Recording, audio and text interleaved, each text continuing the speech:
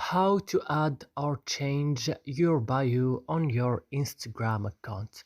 Today guys, I will show you how to do this. Just watch the video until the end. The first step is going to Instagram and opening it. After this, when your Instagram is opening, you go down and open your profile, then go to edit profile and go to bio, fear of God. For example, this is my bio. As you see here in my profile, I have a bio. I wanted to change it. For example, I will click just edit profile and go to bio, and I will, for example, remove these emojis. Then I will go here and click save, and now it's done. I will back, and as you see now, I have a new bio.